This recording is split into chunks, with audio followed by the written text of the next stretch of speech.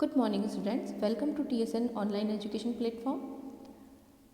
हम पढ़ रहे थे आपकी हिंदी विषय की पाठ्य पुस्तक पंखुड़ी, जो कि हिंदी व्याकरण की पुस्तक है। इसका पाठ 2 जो कि है वर्ण विचार। हमने इसमें पढ़ा कि जो वर्ण है, जो कि भाषा की सबसे छोटी इकाई है, जिसके हम और टुकड़े नहीं कर सकते, इसको 2 भागों में बांटा गया, जिसमें स्वर और व्यंजन है। स्वरों को भी 3 भागों में बांटा गया है या 3 भागों में उसका वर्गीकरण किया गया, जिसमें ह्रस्व स्वर, दीर्घ स्वर और प्लुत स्वर के नाम से इन्हें जानते हैं। इसी के साथ व्यंजनों का भी वर्गीकरण हमने देखा। व्यंजनों में हमने पढ़ा था अलग अलग स्थानों के आधार पर, जैसे उन्हें वर्गों में बांटा गया, क, च, ट, त, प वर्ग, अंतस्थ व्यंजन, ऊष्म व्यंजन, संयुक्त और अन्य व्यंजनों के बारे में हमने पढ़ा। तो इस प्रकार जो व्यंजन है उसे 4 भागों में वर्गीकृत किया गया, जिसमें स्पर्श, अंतस्थ, ऊष्म और संयुक्त व्यंजन। स्पर्श को भी 5 वर्गों में बांटा गया था, जिनके प्रथम वर्ग के आधार पर उनका वर्ण के आधार पर उनका वर्गीकरण किया गया था। और अंतस्थ यानी जब जीवा हमारी जो है मुख के किसी के भी भाग को पूरी तरह से स्पर्श न करके बीच में ही रहती है। और ऊष्म यानी कि कुछ वर्णों के उच्चारण में जब ऊष्मा निकलती है, उनको हम ऊष्म व्यंजन कहते हैं, जिसमें तीनों श और ह आते हैं। और उसके बाद संयुक्त व्यंजन, जो 2 अलग अलग व्यंजनों से मिलकर, वर्णों से मिलकर बनते हैं, वो संयुक्त व्यंजन। और इसी के अलावा एक और रूप पढ़ा था हमने, द्वित्व व्यंजन, यानी जब एक जैसे व्यंजन आते हैं 2 बार, तो वहाँ पर द्वित्व व्यंजन होता है। इसके बाद हमने व्यंजनों का वर्गीकरण पढ़ा था। तो वो वर्गीकरण हमने उनके उच्चारण के आधार पर, श्वास यानी प्राणवायु के आधार पर, और जो स्वर तंत्र है हमारी, उसके आधार पर जो वर्गीकरण है उसके बारे में पढ़ा था कि कितने तरह के स्वर होते हैं, व्यंजन होते हैं। ये सारी चीज़ें हमने पढ़ ली थी। अब हम पढ़ेंगे वर्ण विच्छेद के बारे में। वर्ण विच्छेद, अब हमने वर्णों के बारे में तो पढ़ा, वर्णों से मिलकर शब्द बनते हैं, ये हमने पढ़ा। लेकिन उन वर्णों को जो वापस से हम अलग अलग करके बताते हैं कि कितने वर्णों से मिलकर शब्द बना है, तो वह कहलाता है वर्ण विच्छेद। तो किसी भी शब्द को वर्तनी के सभी वर्णों के क्रम में अलग अलग दिखाना वर्ण विच्छेद कहलाता है। में इसलिए जैसे मृग नयनी जो शब्द है, उसमें मृ को हम पहले लिखते हैं, लास्ट अंतिम जो नी है उसे पहले, उसके बाद में लिख देंगे, फिर ग का। तो ये जो क्रम विकृत हो जाएगा, क्रम से शब्द नहीं बनेगा। तो इसीलिए जब हम उन्हें इकट्ठा करके लिखेंगे, वापस से शब्द बनाएंगे, तो क्रम बिखर जाएगा, शब्द कुछ और बन जाएगा। इसीलिए ज़रूरी है कि जो भी क्रम है उसी के अनुसार जो वर्ण है उनका विच्छेद किया जाए, उनकी मात्राएं या स्वर और व्यंजनों को अलग अलग करके लिखना वर्ण विच्छेद कहलाता है। तो किसी भी शब्द को वर्तनी के सभी वर्णों के क्रम में अलग अलग दिखाना वर्ण विच्छेद कहलाता है। इससे शब्दों के सही उच्चारण करने में सुविधा होती है। वर्ण विच्छेद से हम अक्षर की सीमा भी आसानी से समझ सकते हैं। जैसे मृगनयनी, तो म में री है, यहाँ पर ये ध्यान रखने की बात है कि जो म है उसके नीचे हलंत है, यानी कि ये म पूरा नहीं है, री से के मिलने से ही ये पूरा हुआ है। उसके बाद ग जो कि स्वर रहित है, और अ इसके साथ में जो स्वर जुड़ा है वह फिर न, अ, य, अ, न और ई, इन वर्णों से मिलकर जो शब्द है मृगनयनी वो बना है। इसी तरह व्याकरण, दिल्ली, उज्ज्वल, इन शब्दों से वर्णों से मिलकर इन शब्दों का निर्माण हुआ है। अब हमने ये पढ़ा था कि जो व्याकरण है वो हमें भाषा को शुद्ध रूप से लिखना, पढ़ना, बोलना सिखाता है। लेकिन कई बार होता है कि अगर हम गलत बोलते हैं तो लिखते भी गलत है। इसकी वजह से जो हमारे भाषा है वह भी गलत लिखी जाती है, गलत बन जाती है। तो इससे क्या होता है, अशुद्धियाँ उत्पन्न होती हैं, लिखने में भी और बोलने में भी। तो उच्चारण संबंधी मुख्य रूप से जो हम गलतियाँ करते हैं, अशुद्धियाँ करते हैं, वो उन्हें अलग अलग वर्गीकृत किया गया है। जैसे आ की मात्रा संबंधी अशुद्धि, तो सबसे पहले जैसे आहार होता है, जबकि कि अधिकतर बोलचाल में आहार बोला जाता है, यानी अ में आ की मात्रा का लोप हो जाता है। इसी तरह से साम्राज्य, जबकि शब्द मूल रूप से साम्राज्य है। बारात हम बोलते हैं, जबकि जो शब्द है वो बारात है। आलोचना, जबकि मूल शब्द या शुद्ध शब्द है आलोचना है। आगामी, जो अशुद्ध है, शुद्ध रूप आगामी होता है। सामाजिक अशुद्ध है और सामाजिक शुद्ध है। तो मात्राएं कई बार बोलचाल की वजह से लोप हो जाता है, लेकिन शुद्ध रूप से जानना उनका ज़रूरी होता है। तो अगर हम सही शुद्ध बोलेंगे तभी हम शुद्ध लिख पाएंगे। इसी तरह ई की मात्रा में भी, ई और ई की जो मात्रा है उनमें भी अशुद्धियाँ होती है।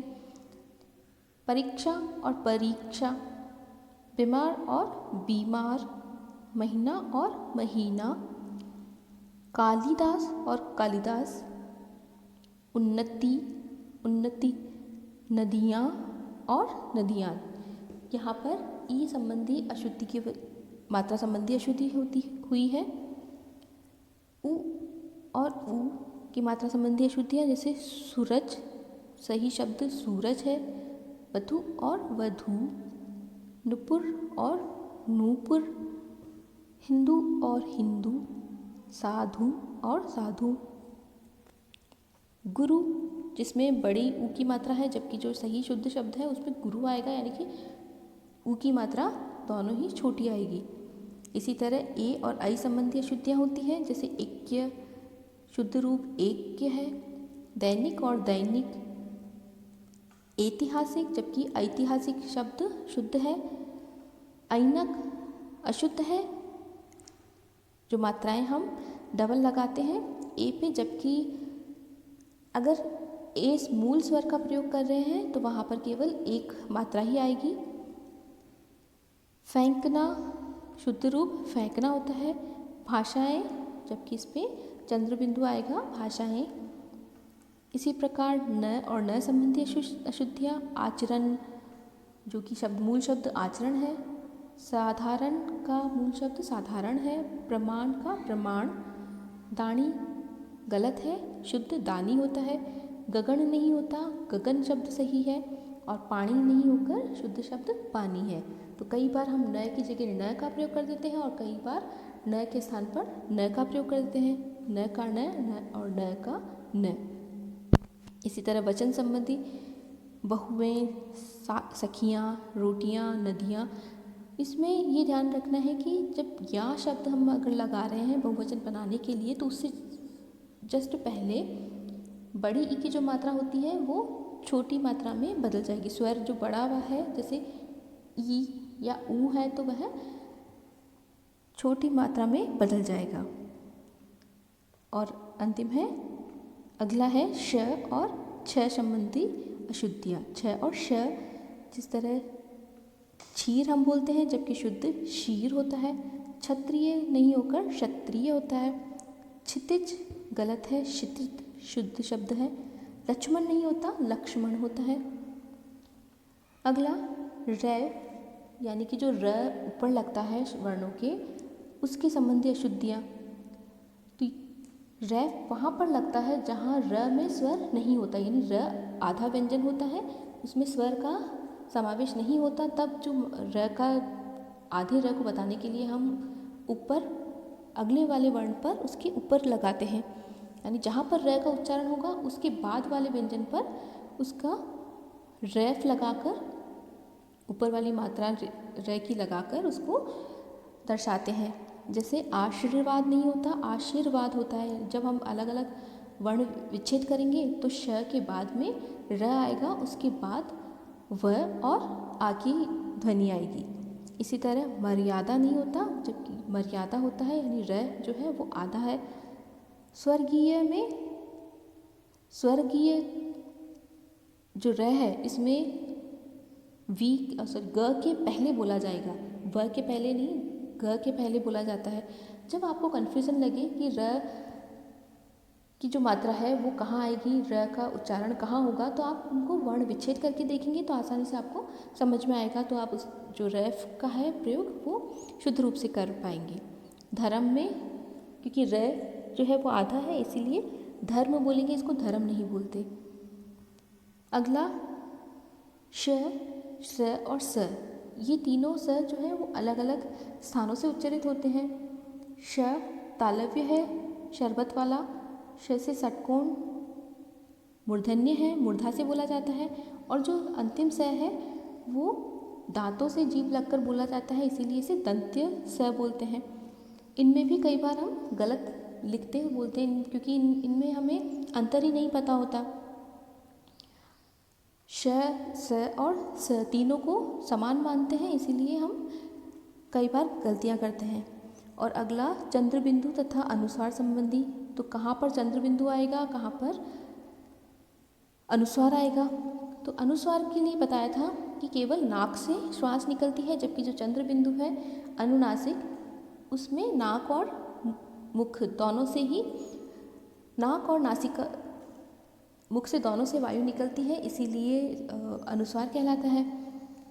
लेकिन जहाँ ऊपर की मात्रा लगाते हैं हम, जैसे ए है, ई है या ओ की मात्रा लगाते हैं, तो वहाँ पर चंद्र बिंदु न लगाकर केवल अनुस्वार लगाते हैं। लेकिन अगर कोई मात्रा नहीं है ऊपर, तो हमें चंद्र बिंदु का ही प्रयोग करना चाहिए। वहाँ केवल अनुस्वार लगाकर हम लिखेंगे तो वहाँ पर अशुद्धि होगी। जैसे आँख में अनुस्वार लगाया जो अशुद्धि है, शुद्ध रूप आँख है।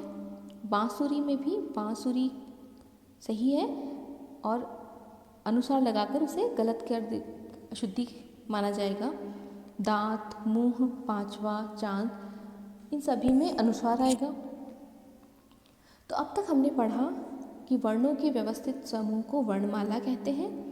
स्वर के 3 भेद होते हैं, ह्रस्व, दीर्घ, प्लुत स्वर।